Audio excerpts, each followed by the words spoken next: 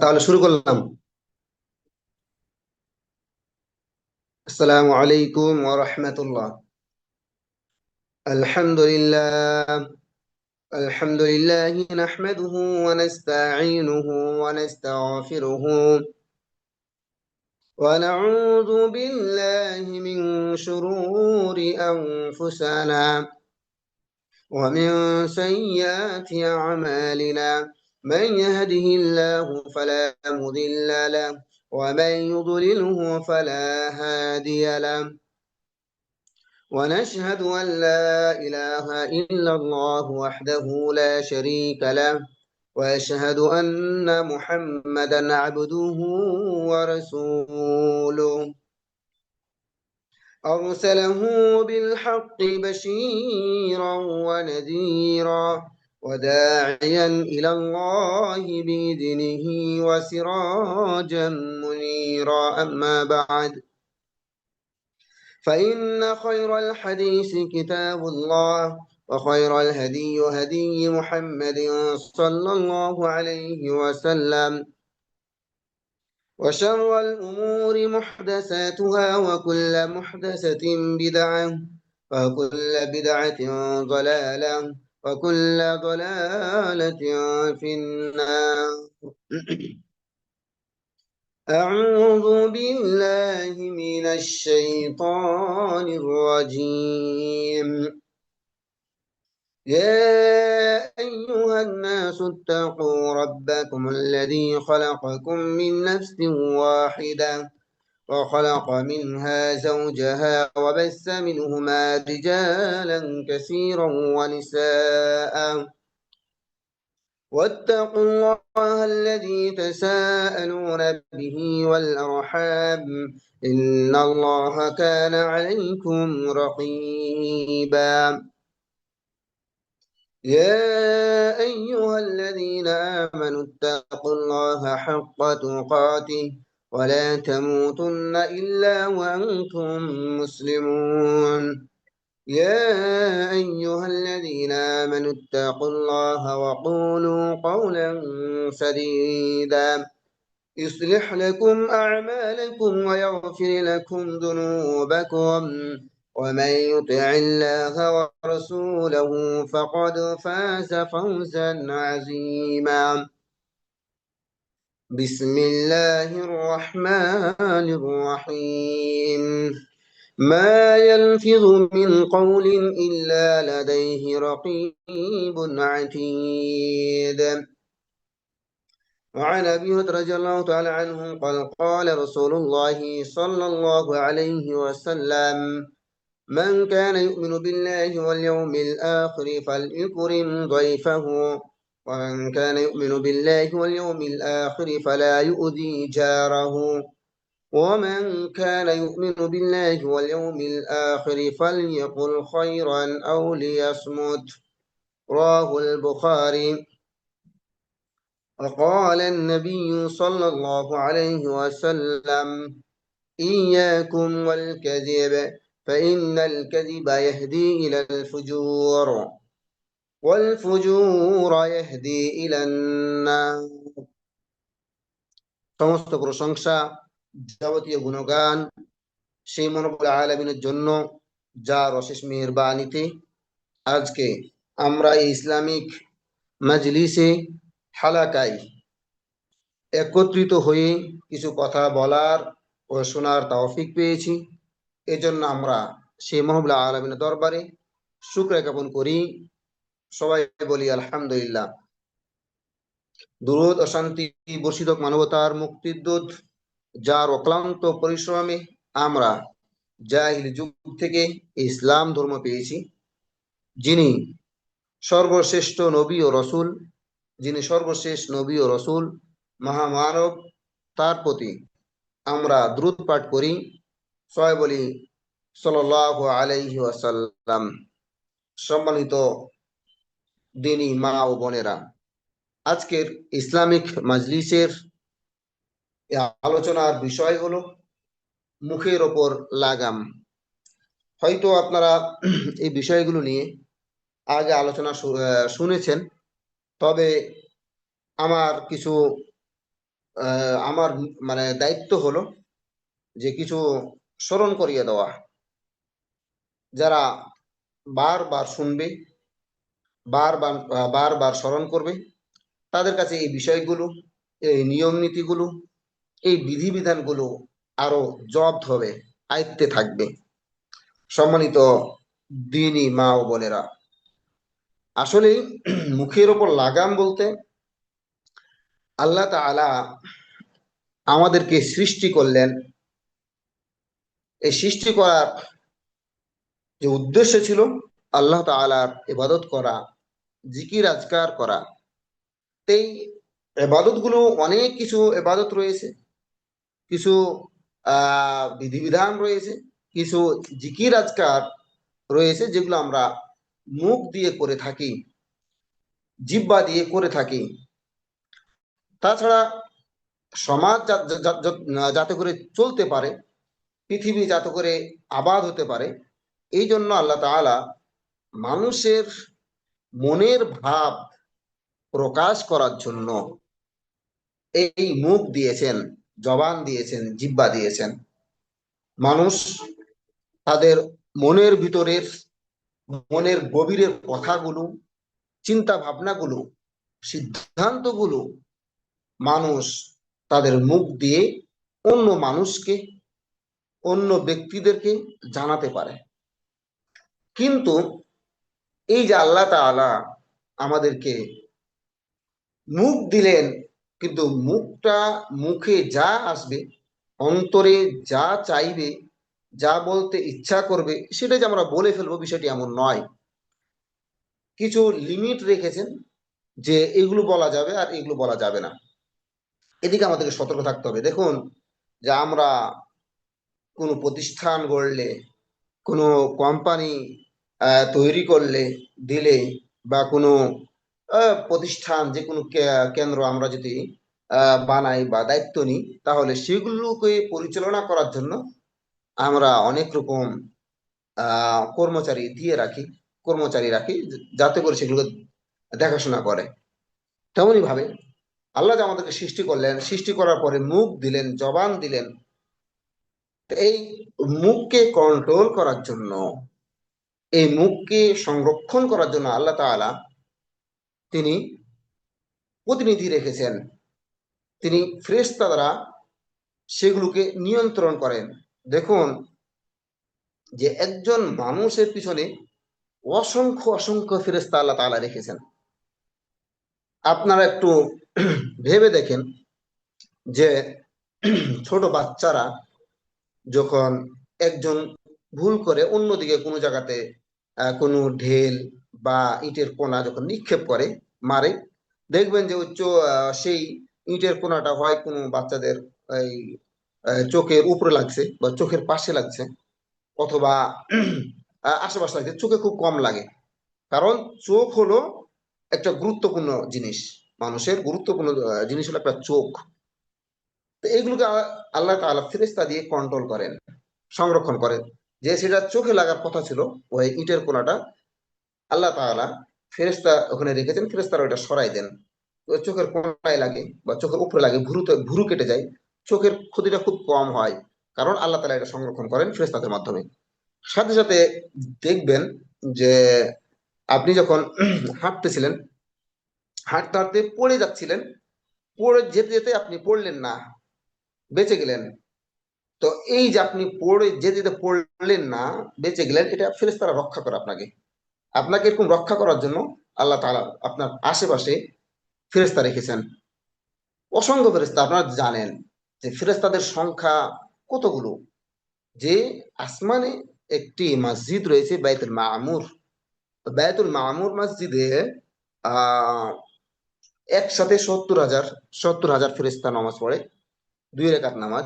তো পৃথিবীর শুরু থেকে নিয়ে এই পর্যন্ত, যারা বা কেয়ামত পর্যন্ত, একটা ফেরেশতা, একজন ফেরেশতা একবারের বেশি আর সালাত আদায় করতে পারবে না, কারণ তারা সিরিয়াল ধরে, 2 রাকাত 2 রাকাত করে সালাত পড়ে তারা চলে যায়।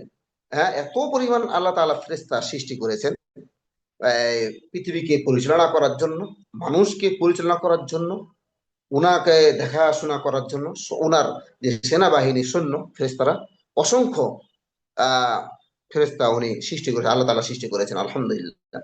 তো এই যে দেখুন যে মানুষকে সংরক্ষণ করার জন্য আল্লাহ তাআলা হেফাজত করার জন্য ফেরেশতা নিয়োগ করেছেন, তেমনি ভাবে আপনার মুখকে হেফাজত করার জন্য আল্লাহ তাআলা ফেরেশতা নিয়োগ করেছেন। আপনি ইচ্ছা করলে মুখ দিয়ে যা ইচ্ছা তাই বলবেন, বিষয়টি এমন নয়। আপনি ইচ্ছা করলে আপনার মুখ দিয়ে গীবত করবেন, ইচ্ছা করলে আপনি মুখ দিয়ে মিথ্যা সাক্ষী দিবেন, ইচ্ছা করলে আপনি মিথ্যা বলবেন, ইচ্ছা করলে আপনি আরেকজনকে গালিগালাজ করবেন, ইচ্ছা করলে আপনি না জেনে না শুনে হাদিস কোরআনের কোনো দলিল নেই, কোনো হাদিস কোরআনের কোনো ভিত্তি নেই, মাসালা মাসাইল বলে দিবেন। হ্যাঁ, এইগুলোকে সংরক্ষণ করার জন্য আল্লাহ তাআলা ফেরেশতা নিয়োগ করেছেন। এবং আমাদের সমাজে অনেকেই আছে যে আসলে আমরা এই জবানকে, এই মুখকে ব্যবহার করি, হ্যাঁ, ব্যবহার করি কোনো চিন্তা ভাবনা ছাড়াই, মুখে যা আসে সেটা আমরা বলে ফেলি। অথচ আমাদের উচিত হবে যে আমরা কথা বলার আগে একটু ভেবে চিন্তে কথা বলবো, ভেবে চিন্তে কথা বলবো। এটা হলো সবচেয়ে আমাদের জন্য সতর্কতা। কারণ এই মুখের যে ইবাদত, মুখের জন্যই মানুষ, অসংখ্য মানুষ জাহান্নামে যাবে। এই মুখের যে ভাষাকে যারা কন্ট্রোল করতে পারে না, তারা পর্যাপ্ত পরিমাণ ভুল করে বসে। এই জন্য আপনাদের উচিত হবে যে যখনই আপনারা কোনো কথা বলবেন, কোনো সিদ্ধান্ত জানাবেন, মুখ দিয়ে কোনো কথা বের করবেন, তখন মুখে আপনাকে লাগাম দিতে হবে। হ্যাঁ, লাগাম বুঝেন যে আমরা গরু যখন আমাদের আশেপাশে যারা গ্রামের তারা বুঝবেন যে গরু অন্যের যাতে করে ক্ষেত না খেতে পারে, অন্যের ক্ষেত যাতে করে না খেতে পারে, এই জন্য কিন্তু গরুর মুখে লাগাম দেওয়া হয়। হ্যাঁ, গরুর মুখে লাগাম দেওয়া হয়। তেমনই ভাবে আপনি যেহেতু মুসলিম, হ্যাঁ, এই জন্য আপনার কর্তব্য হলো যে আল্লাহ তাআলা শরীয়ত আপনাকে মুখ দিয়ে যা ইচ্ছা সেটা বলতে বারণ করেছেন, নিষেধ করেছেন। এই জন্য আপনার উচিত হবে, সতর্ক থাকতে হবে, যে মুখে লাগাম দিতে হবে, মুখকে বন্ধ রাখতে হবে। হ্যাঁ, মুখ দিয়ে যা ইচ্ছে আপনি বলে ফেলবেন, হ্যাঁ, পরে পস্তাবেন, পরে অনুতপ্ত হবেন, বিষয়টি যেন এগুলো থেকে যেন সতর্ক হতে হয়। হ্যাঁ, এই জন্য দেখবেন যে বিশেষ করে যারা ভেবে চিন্তে কথা বলে, আহ মুখে লাগাম লাগিয়ে রাখে, মুখকে সংরক্ষণ করে, তাদের ভুল কম হয়, তাদের ভুল কম হয়। হ্যাঁ, আল্লাহ রসুল সাল্লাল্লাহু আলাইহি সাল্লাম তিনি বললেন, হুম, যে আমসিক আলাইকা লিসানাকা, যে তুমি তোমার জিহ্বাকে সংযত রাখো, তোমার জিহ্বাকে কন্ট্রোল রাখো। আর কি করবে? ওয়াল ইয়াসা ওয়াল ইয়াসাআকা বাইতুকা, এবং তোমার ঘরে তুমি অবস্থান করো, তোমার ঘরে তুমি অবস্থান করো।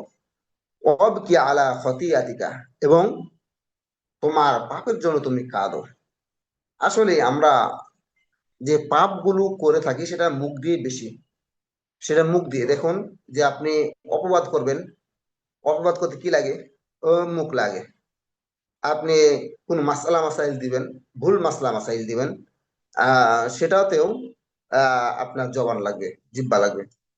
তাছাড়া আপনি কোনো গালিগালাজ যদি করেন, গালিগালাজ, তো গালিগালাজ করলেও কিন্তু আপনার মুখ লাগবে।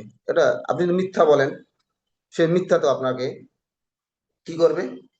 মুখ লাগবে। তো আপনি জিহ্বা দিয়ে কিন্তু দেখুন যে অসংখ্য পাপের কাজ করে ফেলছেন। হারাম খাচ্ছেন, হারাম, সেটা মুখ দিয়ে খাচ্ছেন, জিহ্বা দিয়ে খাচ্ছেন। সাথে আরো যদি কিছু বলেন, যে দেখবেন যে আপনি মুখ দিয়ে অনেক রকম পাপ করে ফেলতেছেন। তো আমরা যে আসলে জিহ্বা দিয়ে, মুখ দিয়ে প্রধান প্রধান প্রধান কিছু আমরা গুনাহ করে থাকি, সেগুলো বিষয়ে আমরা একটু কিছু জানি, আপনাদেরকে বলার চেষ্টা করতেছি। এক নাম্বার যে আমরা গত সপ্তাহে আলোচনা করেছিলাম, সেটা হলো গীবত। হ্যাঁ, গীবত সম্পর্কে। এখন গীবত যে আমরা করি, সেই না গত সপ্তাহের, সম্ভবত আগের সপ্তাহে, নাকি? গত সপ্তাহে গীবত সম্পর্কে আলোচনা করেছিলাম। তো ওই যে আল্লাহ তাআলা বললেন যে ওয়ালা ইয়াগতাব বাযুকুম বাযা, হ্যাঁ, যে তোমরা একজন আরেকজন গীবত করিও না। তো এই গীবত আমরা কোথা থেকে করে থাকি? এই মুখ দিয়ে করে থাকি। তাহলে যদি আমরা মুখকে কন্ট্রোল করি, মুখের লাগাম দিই, তাহলে আমাদের সেই গীবতটা হবে না।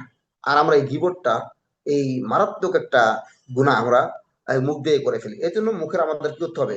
কন্ট্রোল করতে হবে। ২ নাম্বার যেটা আমরা আম, মানে পাপ করে বসি এই মুখ দিয়ে, সেটা হলো মিথ্যা বলা। আমরা এই মুখ দিয়ে অসংখ্য মিথ্যা কথা বলি। আমরা এই মিথ্যা কথাগুলো কোনো সময় ভেবে চিন্তে বলি না।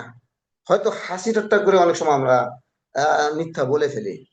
এবং অনেক সময় আমরা কথা বলতে বলতে যতটুকু কথা বলার প্রয়োজন ছিল, সেই জায়গাতে আমরা আরো অতিরিক্ত কথা বলে ফেলি। সেটা মিথ্যা পর্যায়ে চলে যায়। সেটা মিথ্যা পর্যায়ে চলে যায়। এবং আমরা ভাবি না যে আসলে এটা মিথ্যা হয়ে গেল। মনে করি যে একটু এটা মিথ্যা কথা বললে কি হবে, এটা আমরা ভাবি। কিন্তু আমাদের উচিত হবে মিথ্যাকে পরিত্যাগ করা, মিথ্যাকে পরিত্যাগ করা। আল্লাহ তাআলা বলেন যে ইন্নাল্লাহ লা ইয়াহদি মান হুয়া মুসরিফুন কাজ্জাব, যে নিশ্চয় আল্লাহ তাআলা ওই ব্যক্তিকে পথ দেখাবেন না যিনি অপচয়কারী এবং মিথ্যুক। অপচয়কারী, মিথ্যুক, এই ব্যক্তিকে আল্লাহ তাআলা কখনোই সঠিক পথ দেখাবেন না। তাহলে আল্লাহ তাআলার যদি আমরা হেদায়েত পাইতে চাই, আল্লাহ তাআলা যদি আমরা সঠিক পথ পেতে চাই, তাহলে অবশ্যই আমাদেরকে কি করতে হবে? এই মিথ্যাকে পরিত্যাগ করতে হবে। এই ধরুন যে আসলে একটা মিথ্যা, একটা একটা মিথ্যাকে ঢাকার জন্য আমাদেরকে অসংখ্য মিথ্যা কথা বলতে হয়। এরকম আমরা জীবনে অনেক সময় দেখেছি যে কেউ একটি মিথ্যা কথা বলে ফেললো, এরপরে যখন তাকে ধরা হয় কথার জন্য, সে আরেকটি মিথ্যা কথা বলে, আরেকটি মিথ্যা কথা বলে, আরেকটি মিথ্যা কথা বলে। তো এরকম দেখবেন যে আপনার জীবনে এরকম ঘটতে পারে, আপনাদের জীবনে এরকম ঘটতে পারে যে একটি মিথ্যা কথা বলেছিলেন, এই জন্য আপনাকে আরো 10টি, কমপক্ষে 10টি মিথ্যা কথা বলতে হয়েছে। এই জন্য মিথ্যাটা হলো পাপের একটা সূচনা। মিথ্যা হলো পাপের একটা সূচনা। এবং এই মিথ্যা কাজটি সংঘটিত হয় কিসের দ্বারা? মুখ থেকে, জবান থেকে। এই যারা এই মিথ্যা কথা বলে তারা তো পাপে লিপ্ত হলো। পাপের যেহেতু এটা একটা সূচনা, এবং এই পাপ তাকে কোথায় নিয়ে যাবে? জাহান্নামে নিয়ে যাবে। এ পাপ তাকে জাহান্নামে নিয়ে যাবে। এই জন্য আল্লাহ রাসূল সাল্লাল্লাহু আলাইহি ওয়াসাল্লাম বলছেন যে ইন্নাল কিযবা ইয়াহদি ইলাল ফুজুর। হ্যাঁ, যে মিথ্যা পাপীকে কি করে না? পথ দেখায় না। হ্যাঁ, ইন- আহ, না, ইন্নাল কিযবা ইয়াহদি ইলাল ফুজুর, যে মিথ্যাটা তাকে পাপের দিকে নিয়ে যাবে, পাপের দিকে নিয়ে যাবে। আর এই পাপ তাকে জাহান্নামের দিকে নিয়ে যাবে। তাহলে বুঝুন যে আমরা মুখ দিয়ে মিথ্যা কথা বলে ফেলি, কোনো চিন্তা ভাবনা করি না, কোনো গুরুত্ব দিই না। এমনিতে এমনিতে আমরা অনর্থক, প্রয়োজন, অনেক সময় প্রয়োজন ছাড়া মিথ্যা কথা বলে ফেলি। অনেকে প্রয়োজনে মিথ্যা কথা বলে, অনেক প্রয়োজন ছাড়াই মিথ্যা কথা বলে। কেউ হাসি ঠাট্টা করেও মিথ্যা কথা বলে ফেলে, যেটা উচিত নয়। কারণ আপনি মিথ্যা কথা বললেন মানে আপনি পাপে লিপ্ত হলেন। আর এই পাপ পাপ আপনার কোথায় নিয়ে যাবে? জাহান্নামে নিয়ে যাবে। এই জন্য আমাদের যে জিহ্বা দিয়ে যে প্রধান গুণাগুলো সংঘটিত হয়, তার মধ্যে থেকে 1 নম্বর হলো কি? গীবত। 2 নম্বর মিথ্যা কথা। হ্যাঁ, আপনারা জানেন যে আল্লাহ রাসূল সাল্লাল্লাহু আলাইহি ওয়াসাল্লাম বলছেন আয়াতুল মুনাফিক সালাসা, ইজা হাদ্দাসা কাযিবা, ইজা হাদ্দাসা কাযিবা, যখন সে কথা বলে তখন মিথ্যা বলে। আপনারা জানেন যে এই যাদের ভিতরেই মিথ্যা বলার স্বভাব রয়েছে, অভ্যাস রয়েছে, হ্যাঁ, তাদের ভিতরে মুনাফিকের আলামত রয়েছে। আপনারা জানেন যে মুনাফিকের শাস্তি কি পরিমাণ। হ্যাঁ, যে আল্লাহ বলছেন ইন্নাল মুনাফিকিনা ফি দারকিল আসফালি মিনান নার, যে মুনাফিকদের স্থানটা হবে জাহান্নামে। কিন্তু জাহান্নামের সর্বনিকৃষ্ট যেটা, সর্বনিচে, সর্বনিকৃষ্ট যে জাহান্নাম, সেটাতে মুনাফিকদের স্থান হবে। তাহলে আমরা যদি মিথ্যা বলি, মুখ দিয়ে আমরা যদি মিথ্যা বলে থাকি, তাহলে আমাদের ভিতরে মুনাফিকি থাকবে। আর মুনাফিকীদের শাস্তি হলো জাহান্নামের সর্বনিকৃষ্ট যে শাস্তিটা, সেই শাস্তিটা তাদের জন্য স্থান হবে, তাদের শাস্তি হবে। এই জন্য আমাদের উচিত হবে যে আল্লাহ যেহেতু মৃত্যুকে সঠিক পথ দেখান না, এবং এই মিথ্যা যেহেতু পাপের সূচনা, পাপের দিকে তাকে ধাবিত করে, এবং পাপ জাহান্নামের দিকে নিয়ে যায়। সেই জন্য আমাদের মুখ দিয়ে আমরা যেন কোনো সময় মিথ্যা কথা যেন না বলি। সাথে সাথে প্রথমটা যেটা বললাম, গীবত যেন না করি। 3 নাম্বার হলো চুগলখড়ি করা। আসলে আমরা গত সপ্তাহ কিছু বলেছিলাম চুগলখড়ির বিষয়ে। হ্যাঁ, যে চুগলখড়ি হলো যে মানুষের ভিতরে ফিতনা ফাসাদ সৃষ্টি করার জন্য একে আর একজনের কথা আরেকজনকে লাগানো, একজনের কথা আরেকজনকে লাগানো। হ্যাঁ, এই বিষয়ে আল্লাহ রাসূল সাল্লাল্লাহু আলাইহি ওয়াসাল্লাম বলছেন যে লা ইয়াদখুলুল জান্নাতা হ্যাঁ তাম্মামুন। হ্যাঁ, তাম্মামুন, যে আহ, নাম্মামুন, লা ইয়াদখুলুল জান্নাতা নাম্মামুন, যে যারা চুগলখড়ি করে, হ্যাঁ, এই চুগলখড়িকে আল্লাহ তাআলা কখনো জান্নাতে প্রবেশ করাবেন না, জান্নাতে প্রবেশ করাবেন। তাহলে আমরা যে মুখ দিয়ে যদি একজনের কথা আরেকজনকে লাগিয়ে ফেলি, চুগলখড়ি করি, তাহলে আমাদের জন্য জান্নাত হারাম। আমাদের জীবনের যে প্রথম উদ্দেশ্য, যে জান্নাত লাভ করা, সেটাই আমাদের জীবন থেকে হারিয়ে যাবে। হ্যাঁ, সেটা আমাদেরকে এই চুগলখড়ি করার জন্য আমাদেরকে জাহান্নামে নিক্ষেপ করবেন। এই জন্য আমাদের উচিত হবে আমাদের কোনোভাবেই যেন এই মুখ দিয়ে যেন কোনো গীবত, কোনো মিথ্যা কথা বলা, কোনো চুগলখড়ি করা, এগুলো যেন কোনোভাবেই না হয়ে থাকে। জিহ্বা দিয়ে যে আমরা গুনাহগুলো করে থাকি তার মধ্যে আরেকটি হলো 4 নাম্বার, যে গালিগালাজ করা। হ্যাঁ, যে আমরা কি করি, মুখ দিয়ে গালিগালাজ করে ফেলি। সেটা অনেক সময় দেখুন যে আপনার সন্তান রয়েছে, আপনার ছেলে মেয়ে রয়েছে, তারা দুষ্টামি করতে পারে, তারা দুষ্টামি করতেই পারে। এটা সাধারণ বিষয়, কারণ তারা ছোট বাচ্চা, বুঝে না। কিন্তু আপনি এমন, মানে আপনার মুখ স্পিড আছে যে আপনার এই মুখকে ব্যবহার করে আপনি তাদেরকে জানোয়ারের বাচ্চা, এর বাচ্চা, ওর বাচ্চা করে গালি দিয়ে শেষ করে দিলেন। এটা আমাদের অনেক মা বোনদের ভিতরে আছে, হয়তো আপনাদের ভিতরে নাই, কিন্তু অনেক গ্রাম অঞ্চলে দেখি আমরা যে অনেক মা বোনদের ভিতরে এটা আছে, যে তারা তাদের সন্তানদের প্রচুর পরিমাণ গালিগালাজ করে, এবং তাদের বাপ তুলে গালিগালাজ করে, এবং মা তুলে গালিগালাজ, সে নিজে মা কিন্তু তার মাকে তুলে তারা গালিগালাজ করে, যেটা উচিত নয়। কারণ আপনি দেখবেন যে আপনার সন্তানের পাশে যদি আপনি অন্য কোনো কাউকে গালিগালাজ করেন, তাহলে ওই ছেলে মেয়েটা, হ্যাঁ, আপনার কাছ থেকে সে শিক্ষা শিক্ষা নেবে। ঠিক আছে, শিক্ষা নেবে। এবং আপনি যে আপনার ছেলে মেয়েকে গালিগালাজ করেন, এখান থেকে আপনার ছেলে মেয়ে সেই গালিগালাজ গুলো শিখবে। হ্যাঁ, এবং আমাদের মাঝে এমনও আছে যে হয়তো কোনো প্রতিবেশীর সাথে বা কোনো আত্মীয়র সাথে একটু কোনো ছোট বিষয় নিয়ে বা কোনো বড় বিষয় নিয়ে মন মালিন্য হলেই তাকে একেবারেই, হ্যাঁ, সে যতগুলো গালিগালাজ পারে সবগুলো গালিগালাজ দেওয়ার চেষ্টা করে, এবং তাকে যদি কেউ নিষেধ করে আরো তাকেও শুরু করে গালিগালাজ করতে। যেটা উচিত নয়। সম্মানিত মা ও বোনেরা, হ্যাঁ, আমাদের মুখ আসলে আমরা কন্ট্রোল করতে পারি না, মুখে লাগাম দিতে পারি না। হ্যাঁ, এটা আমাদের উচিত হবে যে আমরা মুখ দিয়ে কি অন্যায় করি, কিভাবে অন্যায় করে আমরা একেবারে খারাপ ভাষায় গালিগালাজ করে ফেলি। সাথে সাথে আমরা আরো একটি কথা বলতে চাই, যে অনেক সময় আমরা এই মুখ দিয়ে সময়কে গালি দিয়ে ফেলি। হ্যাঁ, সময়কে গালি দিয়ে ফেলি, বৃষ্টিকে গালি দিয়ে ফেলি, আহ, বাতাসকে গালি দিয়ে বাতাসকে গালি দিয়ে ফেলি, এবং যেগুলোতে আমাদের হাত নাই, আমাদের কন্ট্রোল নাই, সেগুলোকে আমরা গালি দিয়ে ফেলি, যেটা আমাদের উচিত নয়। হ্যাঁ, মুখকে কন্ট্রোল করতে হবে, মুখে লাগাম দিতে হবে। কোনোভাবেই কাউকে কোনো সময়, হ্যাঁ, ইচ্ছা করে হোক, অনিচ্ছাকৃত হোক, রাগের মাথায় হোক, স্বাভাবিকভাবে হোক, কোনোভাবে গালিগালাজ করা যাবে না। এবং আপনাদেরকে শিখতে হবে যে আপনার ছেলে মেয়েদেরকে আপনারা কিভাবে কন্ট্রোল করবেন, সাধারণ ভাবে। হ্যাঁ, সাধারণ ভাষায় কিভাবে কন্ট্রোল করা যায়, সেটা আপনাদেরকে অভিজ্ঞতা অর্জন করতে হবে, এবং সেই শিষ্টাচারটা আপনাদের ভিতরে সেটা নিয়ে আসতে হবে। হ্যাঁ, এজন্য আপনারা জানেন যে গালিগালাজ করা এটা একটা অন্যায়, এটা একটা গুনার কাজ। আল্লাহ রাসূল সাল্লাল্লাহু আলাইহি ওয়াসাল্লাম বলছেন যে সিবাবুল মুসলিমি ফুসুকুন, সিবাবুল মুসলিমি ফুসুকুন, যে এই গালি দেওয়া, এই গালি দেওয়াটা হলো, যে ব্যক্তি গালি দেয় সে হলো ফাসিক, সে ফাসিকের অন্তর্ভুক্ত। ফাসিকের সংজ্ঞা যদি আমরা দিই, ফাসিক আসলে কে, ফাসিক কে আসলে, একজন হলো মুমিন, আরেকজন হলো মুমিন মুসলিম, আরেকজন হলো ফাসিক, আরেকজন হলো কাফের। কাফের যারা ইসলামের মৌলিক বিষয়গুলোকে যারা অস্বীকার করে, তারা কাফের।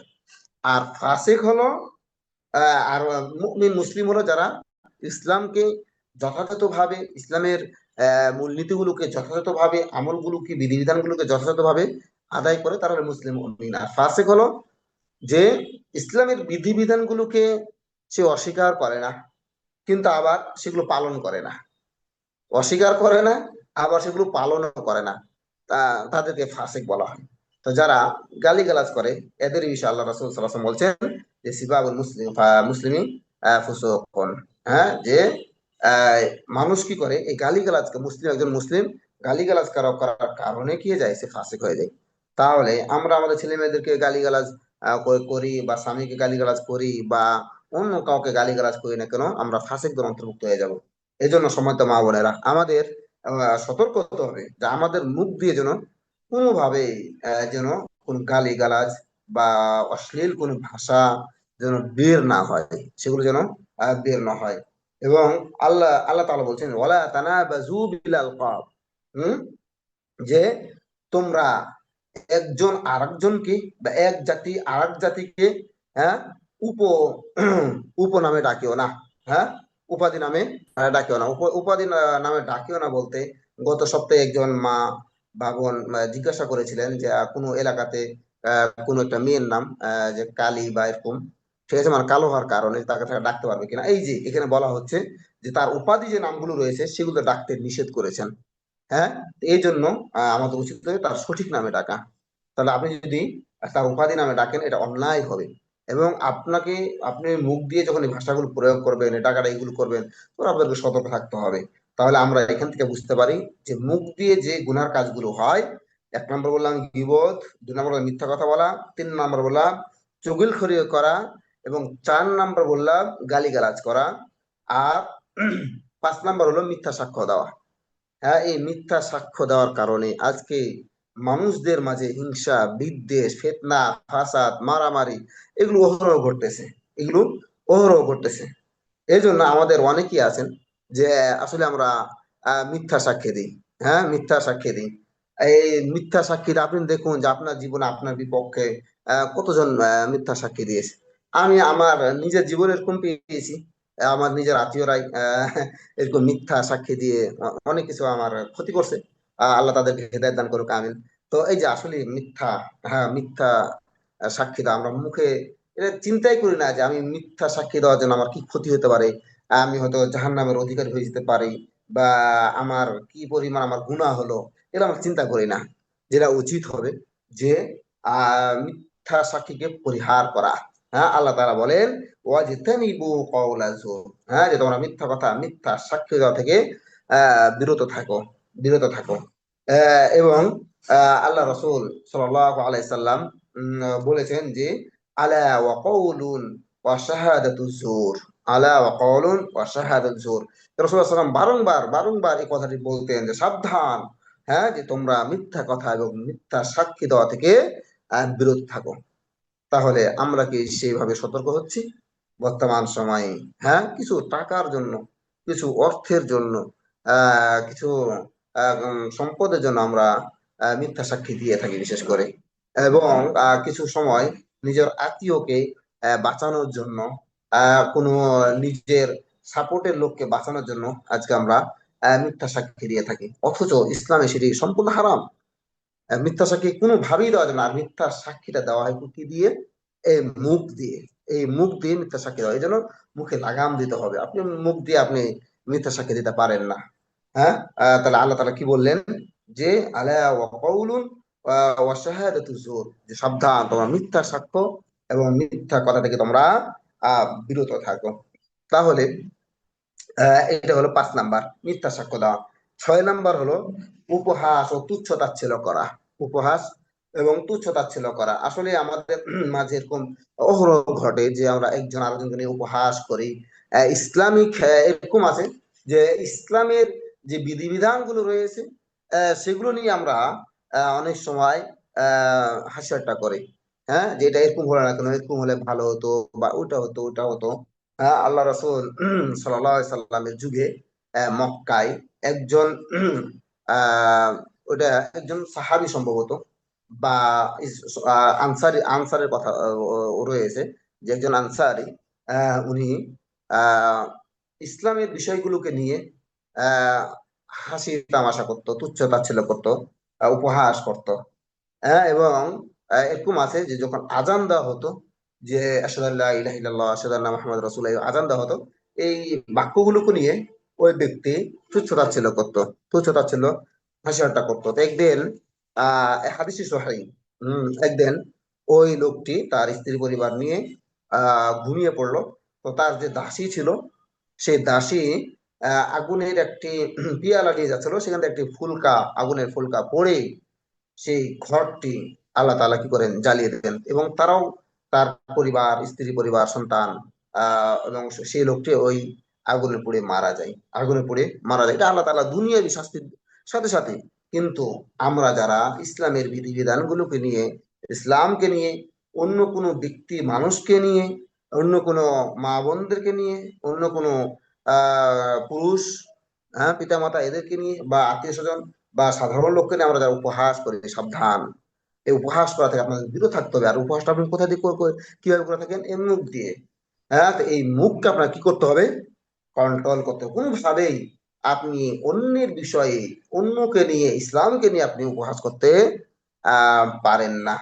হ্যাঁ, আল্লাহ তাআলা বলছেন যে লা ইয়াসখার কওমুন মিন কওমিন, হ্যাঁ, যে কোনো সম্প্রদায় যেন অন্য কোনো সম্প্রদায়কে নিয়ে উপহাস না করে। এটা আল্লাহ তাআলা বলেছেন, যে কোনো ব্যক্তি যেন অন্য কোনো ব্যক্তিকে নিয়ে উপহাস না করে, কোনো সম্প্রদায় যেন অন্য কোনো সম্প্রদায়কে নিয়ে কি না করে, উপহাস না করে।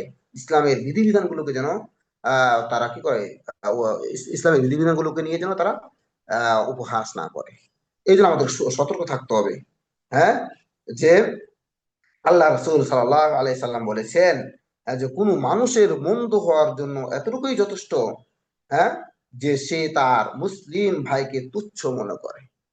যে একজন মুসলিম আরেকজন মুসলিমকে তুচ্ছ মনে করাটা, হ্যাঁ, এটা সে লোকটি খারাপ হওয়ার জন্য, খারাপ হওয়ার জন্য বলতে কি, সে জাহান্নামী হওয়ার জন্য এতটুকুই যথেষ্ট, যে সে অন্য কোনো ব্যক্তিকে, তার মুসলিম ভাই বোনদেরকে সে কি করে, তুচ্ছ মনে করে, যেটা উচিত নয়।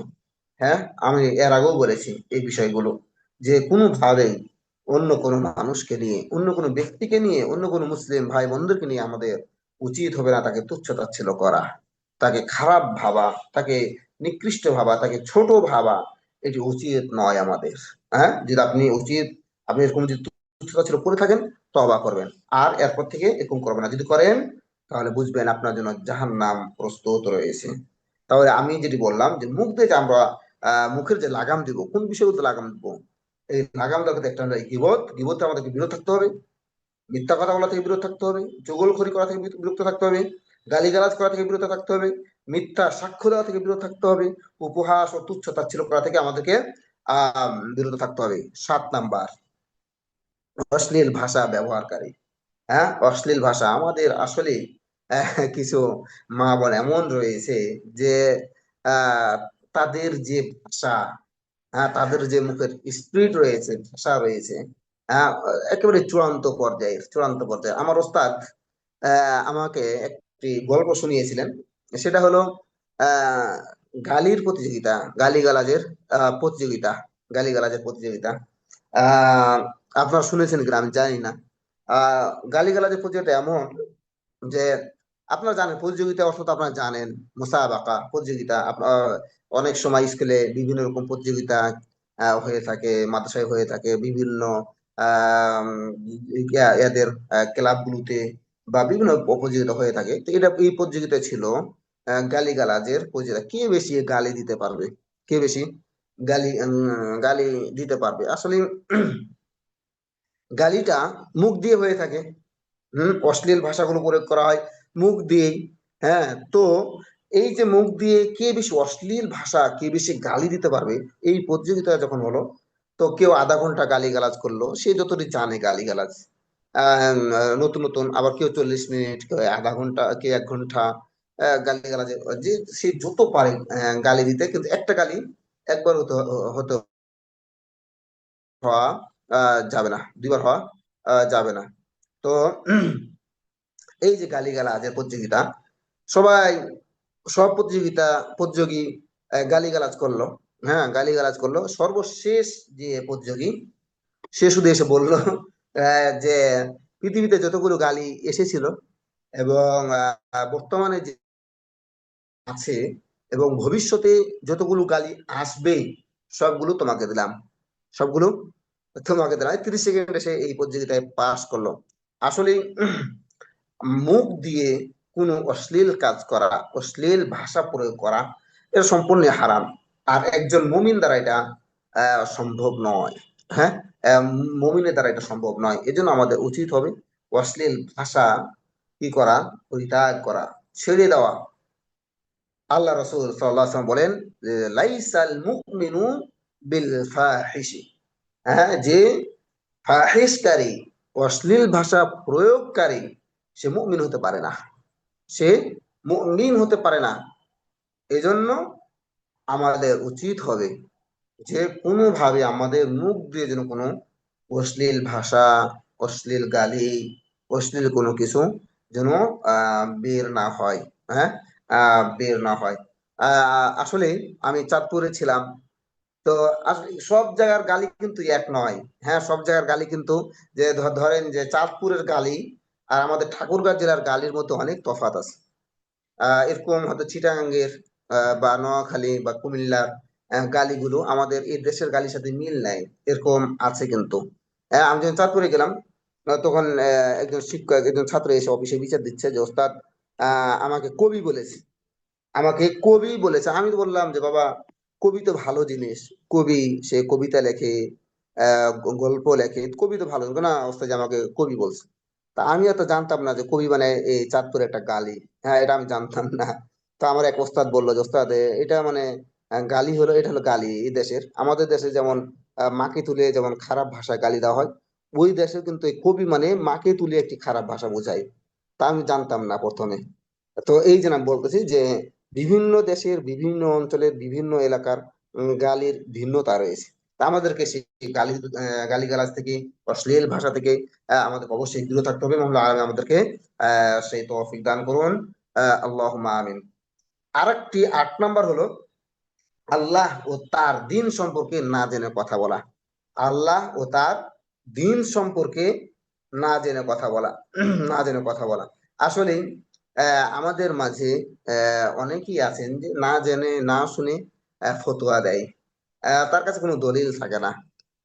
এদেরকে যদি বলা হয় যে আরবি ভাষায় কি বলা হয়, এদেরকে বলা হয় মুফতি।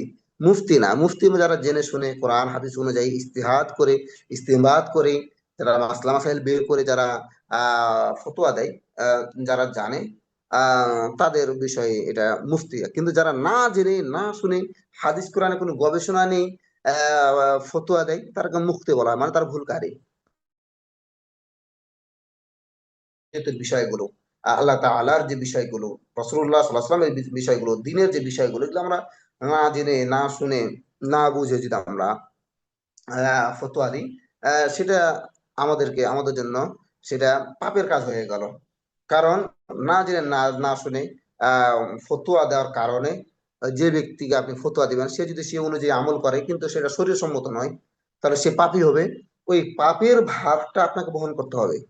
যে ফতোয়া দিবে না জেনে না শুনে, সেটা যদি সঠিক না হয়, তাহলে মনে রাখতে হবে যে যে ব্যক্তিকে আপনি ফতোয়া দিলেন, সে ফতোয়া অনুযায়ী আমল করলেন, এই আমল করার কারণে যে গুনাহ হবে, হ্যাঁ, শরীর সম্মত না হওয়ার কারণে গুনাহ হবে, সে গুনাহটা আপনাকে বহন করতে হবে, যে ফতোয়া দেবে সে। এই জন্য আল্লাহ তাআলা বলছেন ওয়ালা তাকফু মা লাইসা লাকা বিইলম। হ্যাঁ, যে যে বিষয়ে তোমার জ্ঞান নাই, সেই বিষয়ে তুমি অগ্রগামী হয় না, চুপ থাকো। হ্যাঁ, সেখানে দাঁড়িয়ে যাও, কোনো কথা বলার দরকার নাই। আমি দেখেছি বিশেষ করে বাংলাদেশে যে যারা মুন্সি মুন্সি বলে, হ্যাঁ, মানে তো বেশি লেখাপড়া করে নাই, এই দেখে দেখে খুতবা দেয়, বিভিন্ন রকম বই পড়ে, অত গবেষণা নেই, এরা ফতোয়া দেয়। কিন্তু আসলে ফতোয়া দেওয়ার জন্য সেরকম তাকে যোগ্যতা হতে হবে, ওরকম যোগ্যতা সম্পন্ন হতে হবে। আপনারা জানেন যে রাসূলুল্লাহ সাল্লাল্লাহু আলাইহি ওয়াসাল্লাম মৃত্যুবরণ করার পরে সাহাবাদেরকে যখন অন্য অন্য মানুষরা যখন ফতোয়া জিজ্ঞাসা করতেন, তারা একজন আরেকজনের কাছে হ্যান্ড ওভার করতেন, বলতেন যে না আমি না, ওনার কাছে নাও, আমার না, ওনার কাছে নাও। কিন্তু আসলে আমরা একটু লেখাপড়া করি, লেখাপড়া করে হয়তো কিছু চটি বই পড়ে বা এরকম পড়ে আমরা না জেনে না শুনে অনেক সময় মাসলা মাসাইল দিয়ে থাকি। এদিকে এই বিষয়ে আমাদের অবশ্যই সতর্ক থাকতে হবে। দেখুন, আমি একটা উদাহরণ দিই যে আমাদের এক এলাকায়, আমাদের এই যেখানে আছি আমি ঠাকুরগাঁয়ে, এখানে একজন লোক একজন লোক মাসালা দিল যে হিজামা করে, হ্যাঁ হিজামা বুঝছেন তো, হিজামা মানে হলো সিঙ্গা লাগানো। তো সিঙ্গা কেউ যদি লাগে রোজারত অবস্থায় কেউ যদি সিঙ্গা লাগায়, তাহলে তার রোজা ভঙ্গ হয়ে যাবে, ভঙ্গ হয়ে যাবে। তাহলে এটা একটা হাদিস। হ্যাঁ, সেই হাদিসটা শুনেছে, ওই লোক এই হাদিস শুনেছে এবং মানুষদেরকে ফতুয়া দিচ্ছে যে কেউ যদি হেজামা লাগায়, তাহলে হেজামা লাগালে, হেজামা বুঝছেন তো, সিঙ্গা লাগালে, রোজারত অবস্থায় সিঙ্গা লাগালে সিয়াম ভঙ্গ হয়ে যায়। এই হাদিসটা হলো আপনার ষষ্ঠ হিজরির হাদিসটা। এবং আরেকটি হাদিস আছে, সেটা হলো অষ্টম হিজরির। সেই সেই সেই হাদিসটি হলো যে রাসূলুল্লাহ সাল্লাল্লাহু আলাইহি ওয়াসাল্লাম রোজারত অবস্থায় সিঙ্গা লাগিয়েছেন, কিন্তু তিনি আহ, রোজা ভাঙ্গেন নাই, রোজা পূর্ণ করেছেন। তার মানে সিঙ্গা লাগালে সিয়াম ভঙ্গ হয় না, সে সিঙ্গা লাগালে সিয়াম ভঙ্গ হয় না। এটা হলো অষ্টম হিজরির হাদিস। তাহলে আপনি কোনটা গ্রহণ করবেন? হ্যাঁ, ষষ্ঠ হিজরির হাদিস আপনি গ্রহণ করবেন, নাকি অষ্টম হিজরির আপনি হাদিসটি গ্রহণ করবেন? এগুলো নিয়ম রয়েছে, নাসেখ মানসুখের একটি নিয়ম রয়েছে যে পরেরটা আগেরটাকে রহিত করে দিবে। মানে অষ্টম হিজড়ির যে হাদিসটা ষষ্ঠ হিজড়ি তো আগে, তার ষষ্ঠ নাম্বার হিজড়ির যে হাদিসটি সেটিকে রোহিত করে দিবে। হ্যাঁ, কারণ ষষ্ঠ নাম্বার হাদিসের রোহিতকারী হলো অষ্টম নাম্বার সে হাদিসটি। হ্যাঁ, দুটি বিশুদ্ধ হাদিস। তাহলে কি করবেন, ওই ওই আপনাকে সেই তারিখ, হ্যাঁ সে দেখতে হবে যে কোনটা কোনটা হাদিস আগের। কিন্তু আমরা একটা হাদিস জানলাম যে রাসূলুল্লাহ সাল্লাল্লাহু আলাইহি ওয়াসাল্লাম বলেছেন যে হেজামা লাগালে, সিঙ্গা লাগালে রোজা ভেঙে যায়, কিন্তু আরেকটা যে হাদিস আছে সেটা আমার জানা নেই। কিন্তু আমার উচিত হলো যে ওই হাদিসটাকে ঘেটে এর বিষয়ে কোনো হাদিস আছে কিনা, এটার বিপক্ষে কোনো কওল আছে কিনা। আপনি দেখেন কিন্তু হুকুমটা কিন্তু দুটাই বিপরীত।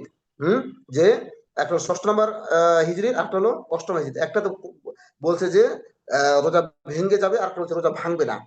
তাহলে আপনি কোনটা গ্রহণ করবেন? তার মানে অষ্টম নম্বর হিজড়িটা আপনাকে হাদিসটা গ্রহণ করতে হবে। কেউ যদি এখন না জেনে খালি শুনলো, হ্যাঁ শোনার পরে বলে দিল যে এ সিঙ্গা লাগালে সিয়াম ভেঙে যায়, হ্যাঁ তাহলে সে এই যে এরপরে যে ব্যক্তি, হ্যাঁ এরপরে আমলটা করবে, আমল করার পরে যে গুনাহটা হবে, যে ব্যক্তি সে ওই পথটা দেখালো, হ্যাঁ তাহলে তারও গুনাহ হবে। হ্যাঁ, সে গুনার ভাগীদার হবে, বহন করবে। এজন্য আমাদের উচিত হবে যে কোনো মাসআলা মাসাইল অন্যকে দেওয়ার জন্য, অন্যকে যখন আমরা আমাদের কাছে জিজ্ঞাসা করবো ওটাকে জানার জন্য, হ্যাঁ যদি উচিত হয় সে যদি পারে সম্পূর্ণ দিবে, আর যদি না পারে তাহলে চুপ থাকবে, বলবে যে অন্য কোনো বিজ্ঞ আলেমের কাছে সেটা জেনে নেওয়া ভালো হবে। কিন্তু এরকম উচিত নয় আমাদের যে আল্লাহ ও তার দিন সম্পর্কে না জেনে, না বুঝে, হ্যাঁ কোনো গবেষণা ছাড়াই কোনো কথা বলে এটা পাপের ভাগীদারি হওয়া, পাপের অধিকারী হওয়া আমাদের এটা উচিত হবে না। হ্যাঁ, এজন্য আমাদের কি হবে, আমাদের উচিত হবে যে আমাদেরকে ওই বিষয়গুলো সম্পূর্ণ জেনে পরে ফতোয়া দেওয়া। এটা হলো আপনার 8 নাম্বার। 9 নাম্বার হলো যে অপবাদ দেওয়া। আমরা মুখ দিয়ে, আসলে মা বোনেরা এটা আরো বেশি করে, যে একজন আরেকজনকে অপবাদ দেয়। হ্যাঁ, একজন মেয়ে আরেকজন মেয়েকে, একজন মহিলা আরেকজন মহিলাকে অপবাদ দেয়। হয়তো আপনাদের ভিতরে সেটা নাই, কিন্তু আমরা গ্রাম এলাকাতে এগুলো খেয়াল করি, সরাসরি চোখে পড়ে, সামনে পড়ে, আমরা শুনি, আমাদের কাছে অনেকে জিজ্ঞাসা করে। তো এই জন্য এগুলো আমি দেখি যে অপবাদ দেয়। তো মুখ দিয়ে যে আমরা আহ সবচেয়ে যে পাপগুলো, কঠিন পাপগুলো করে ফেলি, সেটা বললাম যে গীবত করা 1 নাম্বার, 2 নাম্বার মিথ্যা বলা, 3 নাম্বার চুগলখড়ি করা, 4 নাম্বার গালিগালাজ করা, হ্যাঁ 5 নাম্বার মিথ্যা সাক্ষ্য দেওয়া, 6 নাম্বার উপহাস ও তুচ্ছতাচ্ছিল্য করা, 7 নাম্বার অশ্লীল ভাষা ব্যবহার করা, এবং 8 নাম্বার আল্লাহ ও তার দিন সম্পর্কে না জেনে কথা বলা, এবং 9 নাম্বার অপবাদ দেওয়া। হ্যাঁ, যে আমরা অপবাদ দিই, আর অথচ এই অপবাদ সম্পর্কে আল্লাহ তাআলা বলেন আল্লাযীনা ইয়ারমুনাল মুহসানাতি, হ্যাঁ যে তোমাদের মাঝে যারা অন্য কোন সতী সাধবী নারীদেরকে অপবাদ দেয়, সুম্মা লাম ইয়াতু বিআরবাআতি শুহাদা, এবং তারা তাদের বিষয়ে কি 4 জন সাক্ষ্য উপস্থিত করতে পারে না, ফাজলিদুহুম সামানিনা জালদা, তাহলে তাদেরকে তোমরা 80 বেত্রাঘাত করো, 80 বেত্রাঘাত। দেখেন যে আপনি কোনো মেয়েকে কোনো জেনা করতে দেখেছেন, অথবা কোনো পুরুষের সাথে কথা বলতে দেখেছেন, তা আপনি বিচার দিয়েছেন, কিন্তু আপনার আপনার ওই শুধু মুখের জবানে সেটা সংঘটিত হবে না, আপনাকে 4 জন সাক্ষী উপস্থিত করতে হবে। এটা এত সহজ নয়। হ্যাঁ, 4 জন সাক্ষী আপনাকে অফিসে করতে হবে, অথবা তাকে ওই ব্যক্তিকে শিকার যেতে হবে, 4 বার কমপক্ষে শিকার যেতে হবে। এগুলো কঠিন বিষয়। যে জেনার বিষয়গুলো, অপবাদের বিষয়গুলো, এগুলো কঠিন বিষয়। দেখুন যে বিবাহের জন্য 2 জন সাক্ষী প্রয়োজন, কোন জমি রেজিস্ট্রেশন করলে 2 জন সাক্ষী প্রয়োজন, যে সব ক্ষেত্রে 2 জন সাক্ষী, কিন্তু এগুলো অপবাদ জেনার ক্ষেত্রে আপনাকে 4 জন সাক্ষী উপস্থিত করতে হবে, না হলে আপনি মিথ্যা মিথ্যা হিসেবে গণ্য হবেন, মিথ্যা হিসেবে গণ্য হবেন। এর জন্য এটা আল্লাহ তাআলা বলছেন যে কোনো ব্যক্তি যদি কোনো সতী সাধক নারীকে অপবাদ দেয়, হ্যাঁ, এবং তার বিষয়ে যদি 4 জন সাক্ষ্য উপস্থিত না করতে পারে, তাহলে তাকে তাহলে 80 বেত্রাঘাত করতে হবে। ওয়ালা তাকবালু লাহুম শাহাদাতান আবাদা, এবং কখনো তাদের সাক্ষ্য আর গ্রহণ করা হবে না। হ্যাঁ, উলাইকা ফাসিকুন, আর ওই সকল লোক ফাসিকদের অন্তর্ভুক্ত হবে, ফাসিকদের অন্তর্ভুক্ত হবে। তাহলে আমাদের সতর্ক হতে হবে যে অপবাদ দেওয়া থেকে।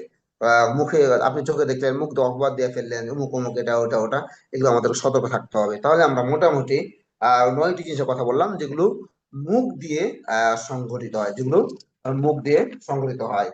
সম্মানিত মা ও বোনেরা, আসলে আমরা যে মুখ দিয়ে যে কথাগুলো বলি, হ্যাঁ, মুখ দিয়ে যে আমরা কথাগুলো বলি, তো এই কথাগুলো, সকল কথাগুলো রেকর্ডিং হয়, লিপিবদ্ধ হয়। হ্যাঁ, দেখুন যে আল্লাহ তাআলা বলছেন যে কিরামান কাতিবিন ইয়ালামুনা মা তাফআলুন, যে আল্লাহ তাআলা আমাদের জন্য 2 জন সম্মানিত লেখকগণ, মানে ফেরেশতাগণ নিয়োগ করেছেন, যারা কি লেখে, হ্যাঁ, যারা লেখে। আমরা যা করি তারা সেটা জানে এবং সেটা লিপিবদ্ধ করে। এবং আল্লাহ তাআলা বলছেন যে মা ইয়ালফিজু মিন কাওলিন ইল্লা লাদাইহি রাকিবুন আতীদ। হ্যাঁ, যে মানুষ যে কথা বলুক না কেন, তাদের কাছে সদা একজন প্রস্তুত, একজন ফেরেশতা প্রস্তুত থাকে, যে কি করে সেগুলোকে পর্যবেক্ষণ করে, লিপিবদ্ধ করে। এই জন্য আমরা মুখ দিয়ে যে ভাষাগুলো, যে কথাগুলো, যেগুলো আমরা বের করে সম্পূর্ণ লেখা হয়, সেটা যদি শরীর সম্মত হয় আলহামদুলিল্লাহ, আপনি নেকি পাবেন। আর যদি সেটা শরীর সম্মত না হয়, শরীর যদি সেগুলো আপনাকে নিষেধ করে থাকেন, আর আপনি সেগুলো যদি বলেন, তাহলে মনে রাখবেন এগুলো যে আপনাকে শাস্তি ভোগ করতে হবে, এগুলো যেন আপনি গুনাহগার হবেন, এগুলো যেন আপনি গুনাহগার হবেন। এই জন্য আল্লাহ রাসূল সাল্লাল্লাহু আলাইহি সাল্লাম বলেন যে মান কানা ইউমিনু বিল্লাহি ওয়াল ইয়াউমিল আখির ফালইউকরিম যায়ফাহু। হ্যাঁ, যে যে ব্যক্তি আল্লাহকে এবং পরকালের প্রতি বিশ্বাস স্থাপন করে, সে যেন মেহমানদারি করে, সে যেন কি করে, মেহমানদারি করে, মেহমানের সম্মান করে। আপনারা জানেন যে প্রত্যেক নবী ও রাসূল, বিশেষ করে ইব্রাহিম আলাইহিস সালাম, মেহমানদেরকে অনেক পছন্দ করতেন, এবং মেহমান ছাড়া উনি কোনো খাবারই খেতেন না। আর আমরা আমাদের বাড়িতে যদি করে মেহমান আসে, আল্লাহু আকবার, আমরা ভাবি যে আমাদের বাড়ি থেকে 1-2 প্লেট ভাত কমে গেল, তরকারি কমে গেল, আহারে। হ্যাঁ, অথচ এই মেহমানদারি করার কারণে আল্লাহ তাআলা আপনাকে বারাকা দান করবেন। হ্যাঁ, যে বাড়িতে মেহমান আসে, আল্লাহ তাআলা ওই বাড়িতে কি করেন, বারাকা দান করেন, ওই বাড়িতে বারাকা দান করেন। এবং আল্লাহ রাসূল সাল্লাল্লাহু আলাইহি ওয়াসাল্লাম বলছেন, মান কানা ইউমিনু বিল্লাহি ওয়াল ইয়াউমিল আখির ফালা ইউযি জারাহু। আমি প্রতিবেশী সম্পর্কে আলোচনা করেছিলাম, এখানে প্রতিবেশী সম্পর্কে একটু কথা এসেছে। আল্লাহ রাসূল সাল্লাল্লাহু আলাইহি ওয়াসাল্লাম বললেন যে যে ব্যক্তি আল্লাহর প্রতি এবং পরকালের প্রতি বিশ্বাস স্থাপন করে, সে যেন তার প্রতিবেশীকে কষ্ট না দেয়, প্রতিবেশীকে কষ্ট না দেয়। আমরা প্রতিবেশীর সংজ্ঞাতে বলেছিলাম যে আপনার বাড়ি থেকে পূর্ব দিকে 40 ঘর, পশ্চিম দিকে 40 ঘর, উত্তর দিকে 40 ঘর, দক্ষিণ দিকে 40 ঘর, মোট 60 ঘর, 160 ঘর। কারণ 4 60, 4 40 আমরা যদি ধরি, তাহলে 160 হয়। তাহলে আপনার বাড়ির চারপাশে 160 ঘর হলো আপনার প্রতিবেশী।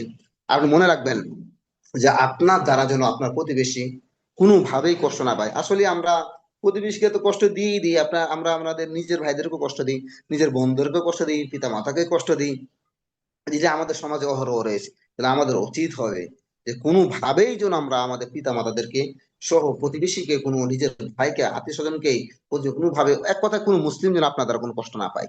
হ্যাঁ, আল্লাহ রাসূল সাল্লাল্লাহু আলাইহি ওয়াসাল্লাম বলছেন ওয়াল্লাযী লা ইউমিনু ওয়াল্লাযী লা ইউমিনু ওয়াল্লাযী লা ইউমিনুন। হ্যাঁ, যে ওই সত্তা কসম, আল্লাহর কসম, ওই ব্যক্তি ইমানদার নয়, আল্লাহর কসম ওই ব্যক্তি ইমানদার নয়, আল্লাহর কসম ওই ব্যক্তি ইমান নয়, আল্লাযী লা ইয়ামানু জারাহু বাওয়াইকাহু, যে যার যার কাছ থেকে তার প্রতিবেশী নিরাপদে থাকে না, নিরাপত্তা পায় না।